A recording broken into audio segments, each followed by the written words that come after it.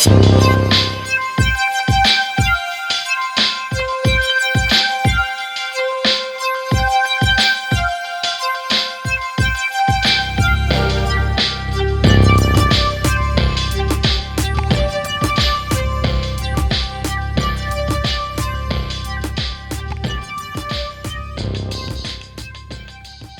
wars can be started by lies, peace can be started by truth.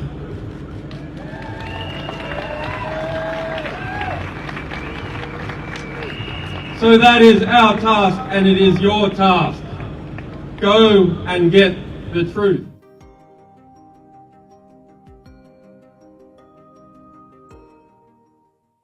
Hello everyone.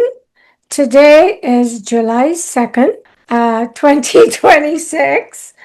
And Eric and I are here to do a news update and just have a conversation about what is currently transpiring in the world, locally and geopolitically.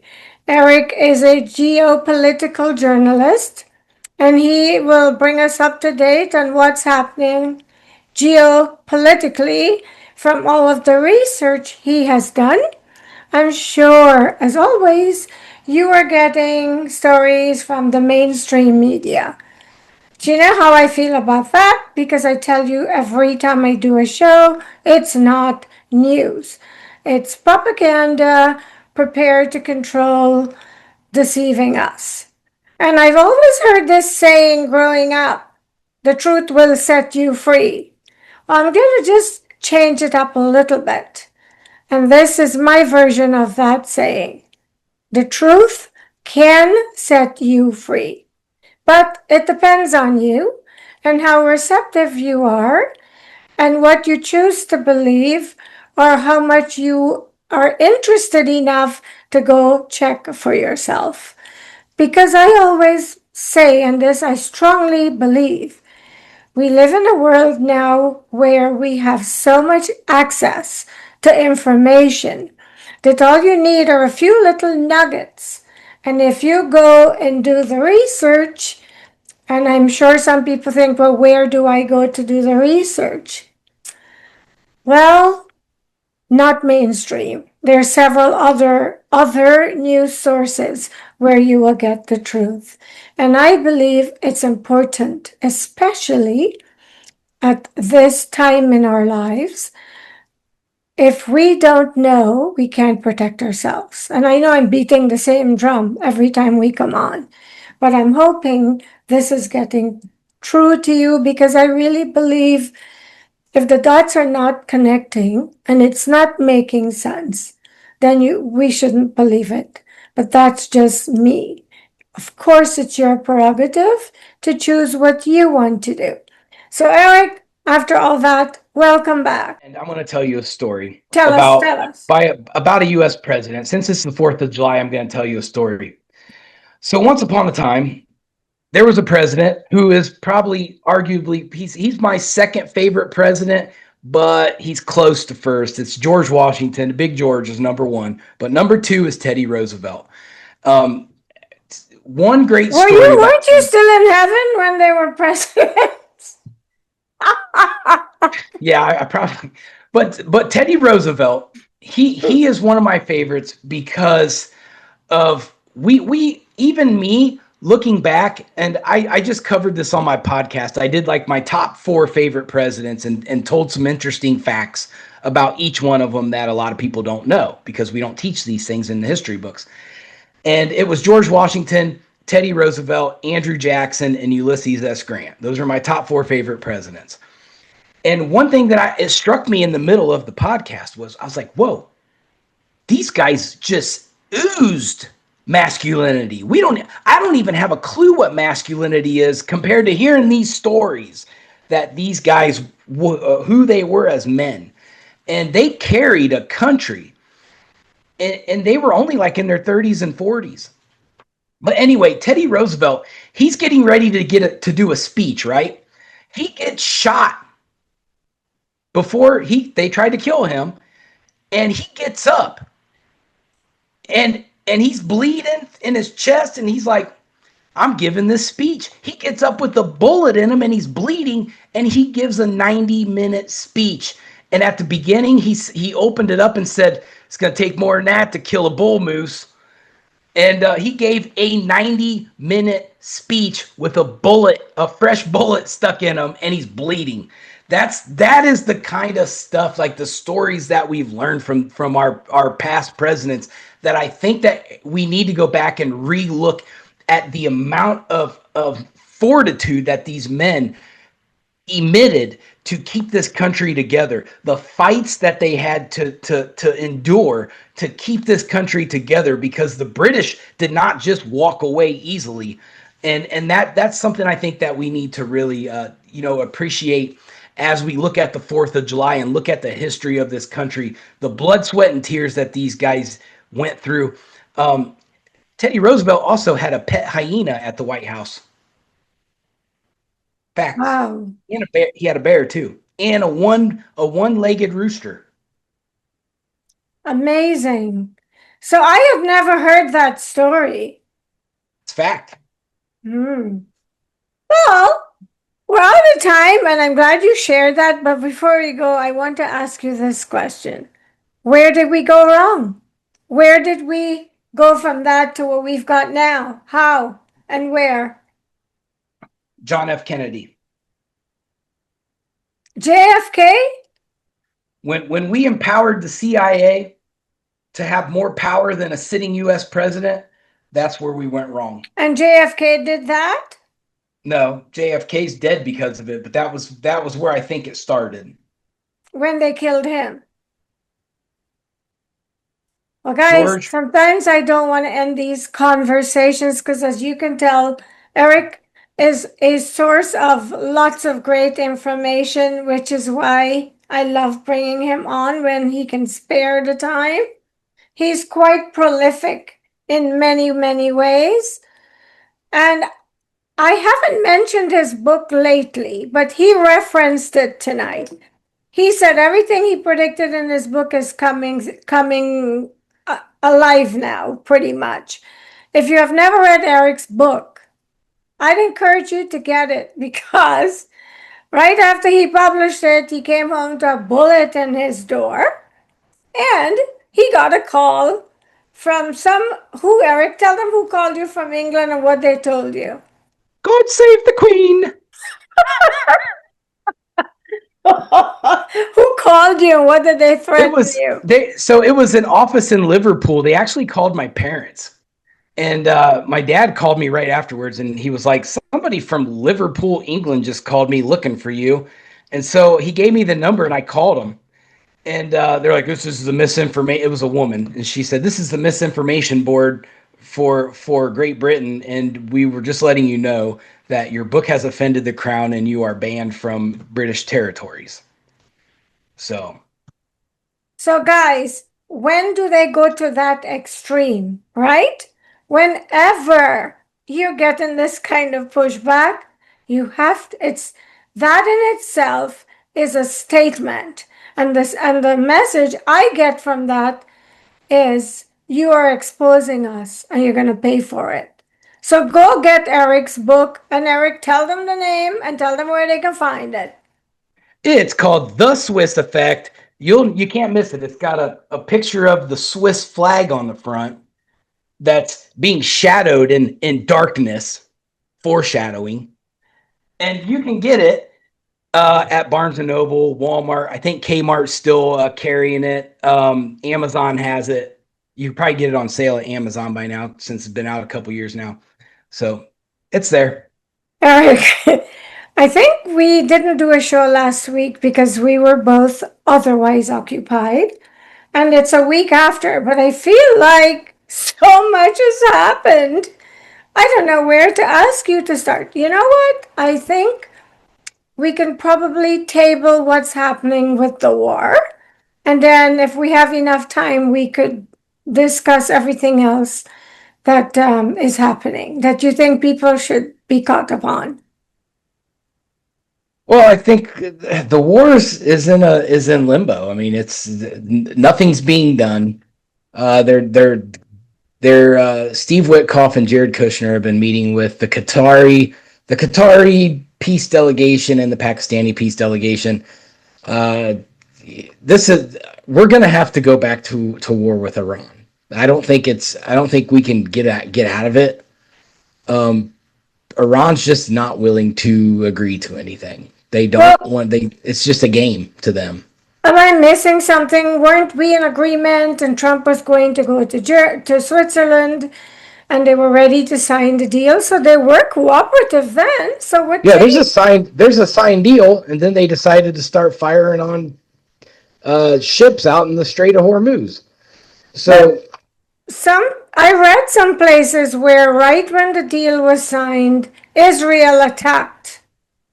I think it was Lebanon. It depends on what news you watch. Hezbollah attacked them. Israel attacked them. Who knows? This is never going to end with Hezbollah and Israel going on. We're better off just eliminating Iran, because then Hezbollah doesn't have any funding anymore. But there are those, who will say, well, we're better off eliminating Israel, and hey, guys, don't come after me. I'm not on either side, because they are being funded by us. We are the one that is really funding the Israeli war. So if you look at it, everyone has the same argument depending on which side you're on, right? Yeah, I mean, for me, I'm on side America, so I want to eliminate all the targets that threaten America. If Iran wants us to go away, they need to start abiding by the 14-point framework that's laid out, and they're not doing it. So here's what I struggle with. And you know me, I always like to play devil's advocate based on what I know. We've been in everybody's business, fighting war here and there and all over the place.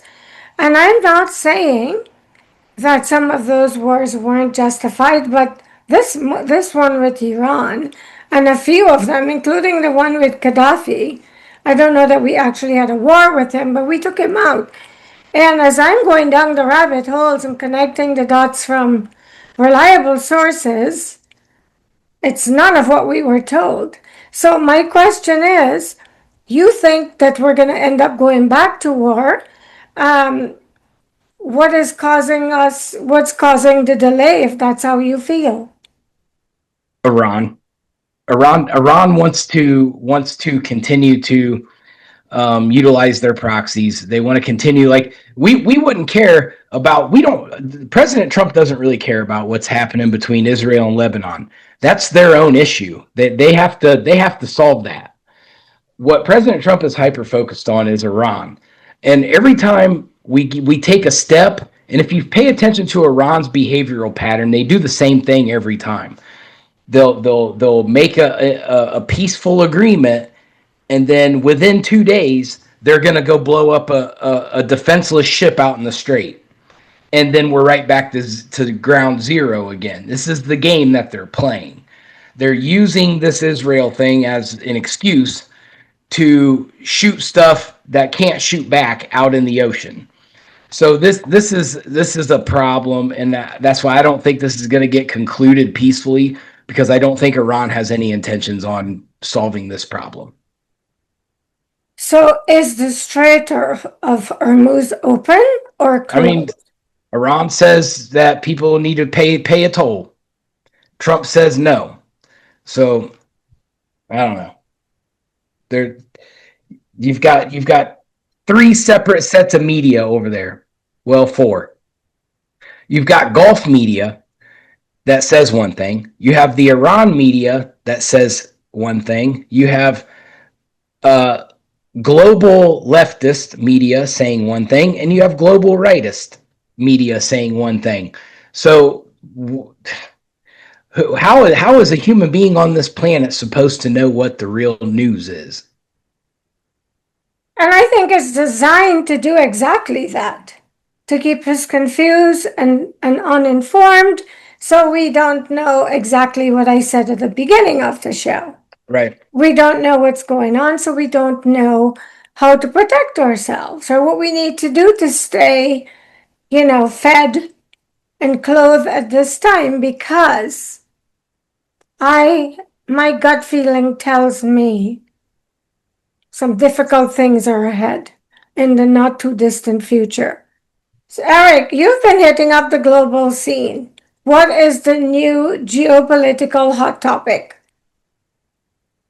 Well, Russia just bombed the crap out of Ukraine yesterday, so that's a big one. God.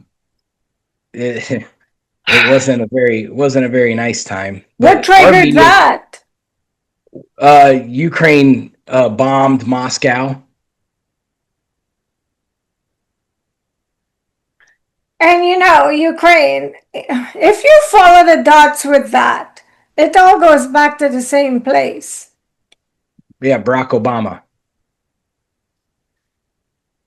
Barack Obama? Barack Obama is the problem of the Ukraine-Russia war.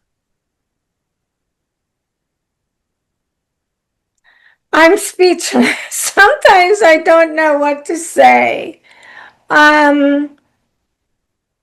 So where do you foresee coming? What's going to happen, Erik, based on your gut feeling? We haven't been successful in predicting almost anything. Well, what we're seeing happen is so NATO is starting to maneuver their money. They realize that President Trump is not going to completely pledge American taxpayer money to NATO. So you're seeing Germany, England, they're starting to throw more money into the NATO pot because they know that we're preoccupied right now in the Middle East. We don't have time to play save Ukraine right now. And with things starting to heat up right there, they're starting to get their war chest built up. So I'm not real sure what's going to happen with that, as we've seen. Let's not get it twisted. Here's how wars work. What they do is, like America, they can say we're not getting involved in Ukraine, but we have boots on the ground, and we do it in the name of defense contractors and private military groups. So we have American taxpayer dollars fighting in the war in Ukraine. There's no way Ukraine would defeat Russia on their own. And we know that at first Russia had hired the Wagner Group to come in and invade Ukraine, which turned into a slaughter for the Wagner Group. And everybody ended up dying. So there's this. The war started off as let's say the war.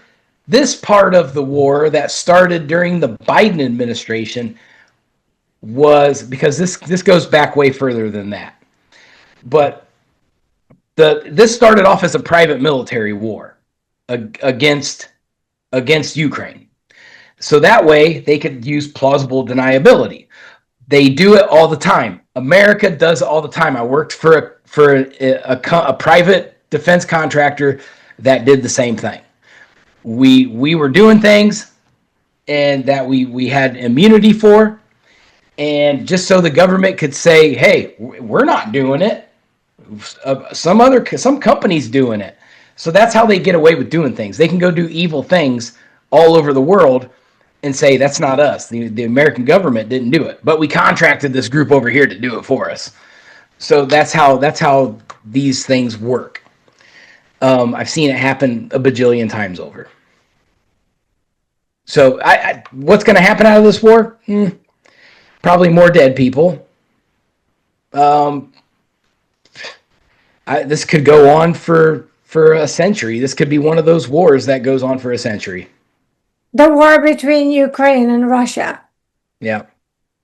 Well, it's seeming like the same is going to happen with the U.S. and Iran. Well, here's the difference between the two. We don't. Vladimir Putin has complete control over Russia. If he wants to continue the war with Ukraine, he can, and he will. There's nobody in his government telling him that he can't. In the United States, eventually Trump's not going to be president, and somebody else will be president. and then they'll have the decision on what to do in the Iran war. If it gets to a certain point, I would just say, hey, Navy, bring them home, and just walk away, and let the Middle East deal with Iran, because that's who needs to be holding Iran accountable, is Bahrain, Kuwait, the Saudis, Pakistan. All those countries in the Gulf states are the ones who should have been holding Iran accountable this whole time, and they didn't. They just kept letting Iran continue to bully everybody in that region for the last 100 years, and now we're at where we're at, and they've been emboldened by China and Russia. So I would just, if it was me, if I was the president, I would just call my Navy and say, pack it up and come home, boys. Well, Eric, you know how I feel about all the wars. I have established a long time ago from my research, war is a business. And those who benefit from the war, I'm not saying that's the only reason we fight wars, but a lot of these wars, especially the one in the Ukraine, they're emboldened to attack Russia and to do what they're doing because the people who benefit from that war, a few names you've mentioned, they don't want war stopped. It's like you benefiting from getting money coming in, big money, just by sitting in your chair and passing orders. You think you're just going to stop it because people don't like it and because innocent people are dying? I personally believe, based on what I've researched, they will always go look for a reason to continue the war. Because for as long as I've been alive and I'm aware of what is happening, there's always been a war somewhere. And I really believe sometimes there has to be an aggressor and a defender. And you know, sometimes these wars are being fought for the good of the country. But oftentimes, we can't get a good reason why the war is happening. I still can't get the reason for why we're fighting with Iran. No one has given me the answer to that. And so I must The answer is conclude. easy, Jennylyn. You just don't want to hear it. They killed 40,000 of their own people. That can't happen. That is a major war crime. That is a major genocidal incident. It can't happen. You can't have these dictator governments eliminating that many people at one time within 2-week time period. That can't happen. And so that's the reason why we went in and stopped it. But how many other countries are doing that? People are dying in countries because they don't have food to eat. They don't have a house over their head. Instead of going to fight a war with them, why don't we help those countries? You know what I mean, Eric? There's always a reason why. Yeah, but you got to think, Jennylyn. Our American taxpayer money has been going to USAID for 70 years. Why is the world still hungry? So do the math and see what we're spending on wars and what we're feeding people, and see where we're spending the most money. Yeah, well, we tried that with Elon Musk, and the Democrats ran him out of Washington. This was going to get solved, this money budgeting problem, but the Democrats threw a fit, started catching all of his Teslas on fire because Elon was getting too close to breaking wide open as to who was stealing everybody's money, which would have led to who was funding COVID, who's stealing from the AIDS money that's going to Africa, who's going to the food aid. Like, all that stuff was getting ready to get busted open, and the Democrats started throwing a fit because Elon Musk was getting too close to the truth, and they wanted him out of there. Trump was going to solve this problem. He had every intentions on solving the problem. Right now, this war doesn't do the Trump family any money. When you look at the investments that are had in that right now, you have Donald and Eric have investments in the Middle East right now. Now, you might say, well, that's really crooked. Yeah, it probably is. However, they don't make their money until the war stops. If you look at what they've invested in, they don't make a penny until the war stops. So this war has to stop at some point in order for the Trump family to make money off of it. But then Ivanka and Jared Kushner are Trumps. They're connected to the Trump family, him through his wife. Yeah, Jared Kushner is part of the peace delegation. That made me laugh when you said that, but I'm not going to go there. I'm not going to, I think there's enough people who know that. I mean, look at them trying to go buy that island and creating so much havoc in yet another country. Another country is upset So because think of this. We've been going through this the seven families of the world for so long, and it's failed humanity. Why are we continuing to fight Trump on this? Because Trump's trying to change the hierarchy. The hierarchy needs to change. Europe needs to fall so that those seven families or whatever can go under. So there can be a new one, because the last one didn't work. It's not working.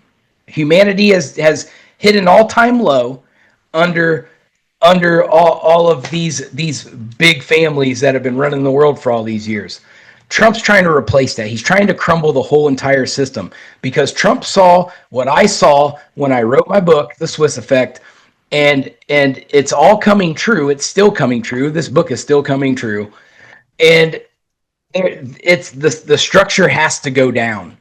And when Klaus Schwab stepped aside the World Economic Forum, that was a huge thing. That's him giving up and saying, well, I'm never going to live to see the fourth industrial revolution play out, because now Trump screwed it all up. And that's what needs to continue to happen. Those things need to fall. I don't have a problem with Trump going around and buying up half the globe. If it changes the power structure as to what we've been going through and changes it into something different, because that wasn't working. so every time we have a show, you and I come from the same perspectives. Yeah, we could go buying up other places, but that's money we are paying into our infrastructure that we are not getting the rewards from. And see, for me, I don't care what politicians are doing, but as an American who wakes up every day and goes to work and pays into the system for me and other Americans to benefit from the labor and all the money we're putting in taxes, life is getting more and more difficult for us. And we're talking about going to buy up places in other countries. I could understand and support everything like that if the people at home are being taken care of. And every week, Erik, it's getting worse. And that's where I have a problem with how everything is happening. We elect governments. The government answers to us. They're put in office by Americans to serve Americans, not put in office to take American money to try to solve problems, when the people who are in your country that should come before any war and the well-being of any country is being neglected. And that is the one frustration I have, that I sound like I'm the only one concerned about this, me and those who are feeling the effects of all these wars in our country. But the thing is there's what's the fix? What's the fix for it? Take care of us first, because if we don't put the money in the pool, Jennylyn, it's not that easy. It's not that easy. You can't just wake up and say, okay, America first, everybody fix us. Because what you're going to have happen is you're going to have an escalation in New York amongst the Free Palestine people. You're going to have the Somali communities up in Minnesota uprise. You're going to have all these super communist socialists that are caring about other countries other than America is going to turn into your problem. That's why you're seeing this shift in the Democrat Party, and they're about to have their own civil war over it, because these moderates don't want this foreign influence, but yet they're the loudest, making the most noise. So there's a huge problem. There's a huge shift there. Now, it's the same thing on the Republican side. You've got good old money that goes back 300 years in this country that still has influence on the American culture. So how do you solve that problem? Well, you can't do it while you're standing in Washington pointing a finger at Donald Trump or Joe Biden or Barack Obama or Bill Clinton. You can't do it that way. It's not going to work. It's too late. It's too late. If you're standing in Washington protesting, you're too late. You have to go and solve this problem at the community level, because every politician starts somewhere, and 99% of them start at the local level, and that's where you teach them accountability. That's where you teach them that you can only push us so far. And that's where we're failing as Americans, because we're not holding our local politicians accountable. If we do not, then they move up to the state level and they up their game. I was running this racket at the local level. I'm going to run it at the state level. And then it goes up to the federal level. And then they just keep running these rackets over and over and over again. And then it turns into a good old boys club that everybody's on the same team and they're all just maneuvering millions and billions of dollars amongst each other over and over and over again, never stopping the cycle. The cycle has to stop at the local levels. You're never going to get there standing in Washington pointing at a president. Okay, thank you for that, Erik, and I agree with what you're saying, but here's the thing. How do you hold a local politician accountable? How? So many people don't even understand what is going on. I do it every day. Well, that's you because you're very well informed, but do you think the average person who has 6 kids and are working 3 jobs, how would they hold? And here's the thing, the ones who will have to hold the politicians accountable, they don't know how to begin with, and they don't have the time because they have to work too many jobs to survive. Jennylyn, you'd be surprised as to how many people have been empowered just by me doing what I do. I don't have to be in every county anymore in the state of Kentucky because I have people that have become empowered to do it. So good leadership breeds good leaders. And that's all it takes. It takes one. And that's my whole experiment, is to prove that it only takes one. And you can set the whole system back correct. Now I've got the major news outlets in Kentucky doing a whole Netflix series on the investigations of how crooked the Kentucky State Highway Patrol is. So this is picking up steam, and it takes that effort. Yes, I take online bullets all day long from the opposition, but at the end of the day, I will win. And I will be able to liberate the people of Kentucky from their corrupt politicians. And that's what it takes. Yes, it's time consuming. I spend probably 4 hours every day fighting that battle. But at the end of the day, I've stopped a whole generation of corrupt politicians from making it to the next level because I've exposed them and held them accountable. And that's what it takes. If people in New York aren't going to do it, then expect the same results. If people in Ohio aren't going to do it, expect the same results. This is no different in any state. It doesn't matter political party. I go after Republicans and Democrats. If your hand is in the cookie jar and I see it in there, you're going down. I don't care whose car you're greasing. It doesn't matter. If your hand's in the cookie jar and I catch you, you're going down. So Erik, here's what occurred to me as you're speaking. You need to have podcasts where you could teach people in other states how to do what you do. Because here's the thing. It only starts with one ripple, and you've clearly found a way to succeed with this.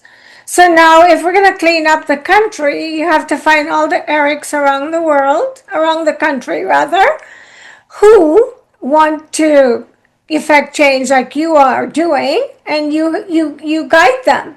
You tell them what you do, how you do it, and you help them with the connections they need when they hit walls. What do you think of that idea? I mean, it can be done, yeah. What I try to do is create a network. That's the first thing I try to do. I start to nitpick at least one story in every county, and then I wait and find out who emerges. Somebody emerges in every county and says, "I want to help you." And I'll do it from the backwoods for now. But then as I get successful, then they come out, and then I can step back, and then they can take the reign. And it works every time. But the thing is to create a network, because what these guys do is, we call them tumbleweed cops. So if a cop gets in trouble for doing the wrong thing in one area, what they do is they don't fire them. They let them resign, and then they'll go to the next county over and work. Then they'll get in trouble there. They'll do the same thing, and then they'll move to the next county. You got these same bad cops getting recycled through the system over and over and over again because they don't want to fire them. Are you serious? Yeah, that's how it works. It's so infamous. What's your gut feeling on why you don't want to fire them? I have an idea. It just popped into my head because based on experience, I know when a boss doesn't want to fire someone, it's because that person has dirt on that boss. Everybody's dirty. That's the problem. Everybody's dirty. So they gotta find a way to keep them because they're afraid if they fire them that they're gonna go down with them. Just an example. How corrupt is our entire country? Corruption is just like suffocating the country. So here's a really good example. So in London, Kentucky, there's a mayor who is one of Andy Bashir's biggest donors. He got indicted for illegal campaign donations to Andy Bashir, the governor of Kentucky. That's one of the leading Democrat presidential candidates. Yeah. So he gets indicted. He acts like it's not a big deal. However, months before that, the police department comes up with a bunch of money, and they give him this like really fancy like crystal leadership award from their own pockets. It's like made out of crystal. It looks like a bowling ball on top of a pedestal. They gave it to him. So I'm sitting here. I made a video about it. I made a big stink about it. I'm like, so what are they buying him off for? Being the greatest leader. They gave his son one too. And so that turned into a big stink. Well, the police department ended up about a month ago, got hemmed up in a case where their police officers had beaten an autistic guy. And they wouldn't fire him. They wouldn't fire the officers. They allowed them to resign. And now they've all tumbleweeded over to another jurisdiction. So that's what happens. It's this scratch your back, I'll scratch. Here, you want a trophy? Just keep us out of trouble. And it's the same county where, kind of similar to the Breonna Taylor case in Kentucky, where except the race is opposite. It was all white people. They went to go serve a warrant. The London Police Department, they went out of their jurisdiction out into the county, which would have been the sheriff's office jurisdiction. The sheriff says, I didn't know they were doing that. So they go do it. They go to the wrong house. They kick the door in over a receiving stolen property warrant at midnight, which is a misdemeanor, like a 4th degree misdemeanor. No reason to do a midnight warrant with 9 cops. They kick this guy's door and they go to the wrong house. They shoot and kill the guy. Why do you think they did that? Because they're idiots. The stuff that was stolen that they thought this guy had possessed belonged to the judge. It was a hit. They ordered a hit because the judge wanted his yard equipment back. So the police department went out there, but they went to the wrong house and killed the wrong guy. Unbelievable. That turned into a big, huge thing, covered on all the major networks, and they have yet to fire anyone for it. Eric, you know what? I think instead of doing news updates, because people are sick of the news, we need to bring you on to share the stories of all the people that you're exposing. There's a lot. I'm looking at the notes on your desk, and I think I have a pretty good idea. Well, we are out of time, and to tell you the truth, I really applaud you for what you're doing, because a lot of people, number one, wouldn't have the courage because they'd be afraid that they'd be taken out. Why do you think they don't come to try to take your head off? Oh, I had a judge come. I had a judge come to my house one time. A judge came to your house. Yeah, he closed the court. He closed court down for the day. It was on a Thursday. Drove all the way from Kentucky down to Atlanta and knocked on my door. You gotta tell us this. I know we're out of time. Maybe I'm gonna cut this and put it at the front of the show. What the heck are you telling me? Because you were going to expose some of the guys in his corrupt organization. Is that it? I had just made a video about his daughter like 2 days before that. And did he threaten you? No, we made a deal. Can you share the deal? Because you're not naming him. So you're pretty safe. I mean, I took the video down. I did my end of the deal, and he did his end of the deal. There was a liquor license involved. He didn't want his daughter to jeopardize their liquor license, which would have jeopardized their family business. Yada, yada, yada. It wasn't that big of a deal. He wasn't even a target of mine, but I was trying to cause disruption around the person that I was targeting. And so sometimes if you're too close to a hot stove, you might get burnt. Oh my God, but I can't believe he closed the courts and drove to your house. Yep. Jesus. I feel like we're living in some cowboy town from a Clint Eastwood movie. I don't even believe this is the real world we're talking about. I'm interested to hear about our next segment, guys, because the news is we still don't know what to believe. Even though we're going down the rabbit holes, we're not sure if what we're finding is the truth. So instead, we'll have Erik tell us, because maybe when you watch what he is sharing, it will give you some ideas and some courage to copy what he's doing where you are, to try to bring about some semblance of normalcy where you are, because corruption has clearly invaded our entire infrastructure. Not so long ago, I brought my friend Laura, who got scammed on LinkedIn with by a reputable college in New York. And to date, nothing has been done. Nothing. She filed reports, but hardly anyone calls her back. I'm going to give it another week, and then she will come back and tell you what has happened since. But Erik, I agree with you. There's more need to clean up at the city level. I had never thought of it like that. So Go get it. And thank you so much for following us. Whenever I come on here, I never know which way it's going to go. But I promise you, Erik is constantly working.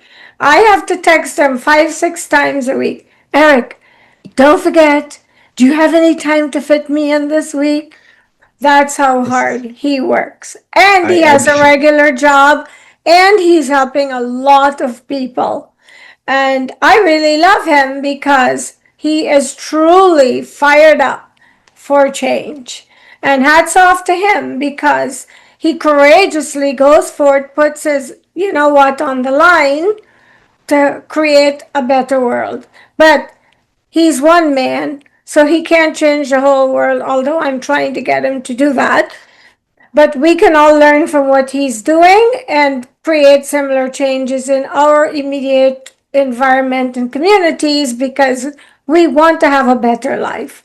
And I believe if he's making a difference doing that, we can do it too. And it's just like a river. You throw a tiny stone in it and it ripples all the way out.